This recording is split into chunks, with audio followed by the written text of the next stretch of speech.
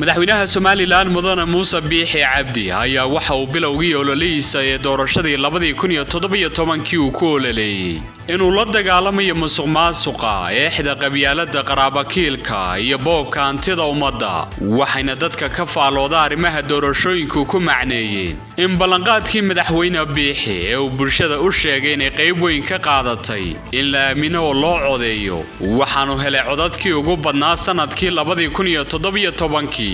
xogayaha xanaanada xoolaha xisbiga wadani Dr. Axmed Shukri oo warbaahinta la hadlay ayaa bulshada u sheegay in lacago malaayiin dollar ah ay sifo sharci darro wasiirada xukuumadda madaxweyne Biixi ay jeebadaha ugu gurtaan isagoo tilmaamay in musuqmaasuqaasi yahay mid ay ku tanaadeen wasiirada lagu aaminay ilaalinta hantida ummadda inay dhex ka noqdaan oo ay ilaaliyaan ayuu Mr. Axmed Shukri ku eedeeyay inay boobeen wasiirada xukuumadda madaxweyne Biixi lacagii ay hay'adaha caalamiga ugu talagaleen arrimaha horumarinta bulshada iyo in adeegyo kala duwan loogu qabto bulshada reer Somaliland iyadoo ay xusid mudan tahay in xilligan lagu jiro ay bulshada la daala dhacaysa abaaro sixir barar shaqo la'aan iyo adeegyada dawladnimada oo aan waxba u qaban ayaa haddana waxa bulshada la yaab ku noqotay lacaga malaayiinka dollara ee laga boobayo bulshada ee wasiiradii lagu aaminay inay ilaaliyaan oo wax ugu qabtaan la sheegay inay boobayaan lacagiya hay'adaha caalamiga ku kaalmeynayeen adeegyada horumarinta bulshada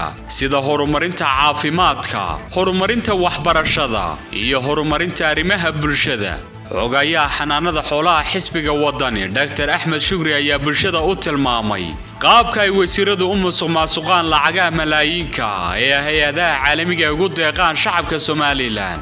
waxaana uu sheegay xogayaha xanaanada xoolaha xisbiga wadani in wasiiradu lacagaasi kala baxaan banka dhexe ee Somaliland iyagoo kaash ku qaata $100,000 lacagaasi oo ay jeebabka ku qaataan meel ay mariyaan aan la haynin Axmed Shukri waxa uu ayaan darro weyn ku tilmaamay inaysan jirin cid la xisaabtantay wasiirada boobaya lacagaha hay'adaha caalamiga ay ugu deeqeen masaakiinta danyarta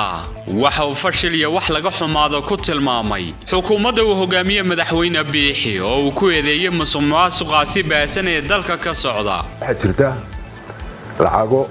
ay hay'aduhu inagu caawiyaan oo soo gala dakhli waddankeena soo gala lacagta hay'aduhu inagu caawiyaan dawladdeenu waxay ka cabanaysaa ama shicibkeenuba ka cabanaya inflation iyo qiimo dhac iyo wax noocaas oo kala lacagtaas sidaanu anagu xogogaan u nahay waxa jirta in haday 100 hay'adood yimaadaan ama 50 hay'adood ama 20 hay'adood yimaadaan lacagta dollarka ay haysataan waxay ku subtaan dahab banka dahabshiil markay banka dahabshiil ku subtaana si toos ah uma iyadoo dollar wasiiradu uga qaadanayo isticmaalaan taasina waxaan oran lahayn haddii banka lagu shubi lahaa intaas oo wasaaradaha dalka oo dhan banka lagu shubi lahaa marka lagu shubana bankii waxay u noqonaysaa wax ma garanaysaa qiimihii rida halku dollarkan suuqa soo galay ka dalici lahaa qiimaha inay markaa jabiyaan ay ku shubaan banka dawladda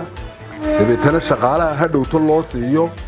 iyadoo lacag Soomaaliya waa isku mid hadii $20 la siiyo hadii iyadoo sarifan la siiyo lacag Soomaaliya laakiin waxa meesha ku jirta inuu wasiirku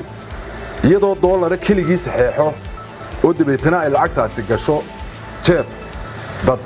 gaar ah oo aanay waddanka toos u gelin haddana waddankii qiimo dhac mar labaad ay ku keento hadalka ka soo yeedhay xogayaha xanaanada xoolaha xisbiga wadani Axmed Shukri weli kama ay jawaabin wasiirada xukuumadda ee lagu eedeynayay inay boobayaan lacagii deeqda ahaa ee hay'adaha caalamiga ugu deeqeen Somaliland waxayna dadka faaqiida arrimaha dhaqaaluhu tilmaamayaan inay ceeb iyo fadeexad weyn ku tahay inay ka jawaabi waayaan wasiirada xukuumadda madaxweyne Biixi ee lagu eedeynayo lusiga hantida ummadda ee ay jeebabkooda ku goranayaan lacagaha $100,000 madaxweynaha Somaliland mudane Muuse Biixi Cabdi ayaan weli wax tallaabo ah ka qaadin in la cadeeyo lacagahaasi la sheegay in lagala baxay banka dhexe waxaana su'aal la iska weydiinayaa xagee ayuu ku dambeeyay ballanqaadkii madaxweyne Biixi ee la dagaalanka musuqmaasuqa iyo xatooyada xoolaha ummadda maxaa keenay inay ka aamusaan wasiirada iyo madaxweynaha laftiisu oo aan wax jawaaba ilaa hadda aan ka bixin eedaha musuqmaasuqa loo jeediyay isku soo wada duubo xilliga lagu jiro eedaha musuqmaasuqa loo jeedinayo xukuumadda madaxweyne Biixi ayaa bulshada reer Somaliland waxa ku taagan abaaro baahsan oo u baahan in wax laga qabto sixir barar xadhkaha goostay oo u baahan in wax laga qabto maciishadii oo cirka isku shareertay oo aan dadka danyartay ay goosan karin shaqo la'aantii dhalinyarada oo xadka ka baxday waxa intaasi oo dhan u dheer xukuumadda oo ilaa hadda mashaariic iyo qorshayaal wax lagaga qabanayo dhibaatooyinka isbarkan aan bulshada la wadaagin sidoo kale waxa yadna jirta in xukuumaddu u diyaar garoobayso doorashooyinka dalka laga qabto iyo cod ay uga baahan tahay bulshada wehelka la noqotay shaqo la'aanta sixir bararka iyo maciishada qaaliyowda iyo waxqabad la'aanta ma ogtahay macmiil in abka sariflaha bulsho aad si sahlan ugu kala bedelan karto lacagaha doolarka iyo shilinka sidoo kalena aad u isticmaali karto adeegyada lacagaha ee shirkadaha isgaadhsiinta saad iyo iidahab si dhib yar lacag ku dir ku iibso ku shubasho ku hadal lacag la bixid iyo ku shubashada adeegyada kaafiye iyo muraad ee shirkadaha Somtel iyo Telesom bulsho sarif mar kasta iyo goor kastaba adeegso oo ka dhigo wehelkaaga sariflaha bulshadu isku raacday bulsho sarif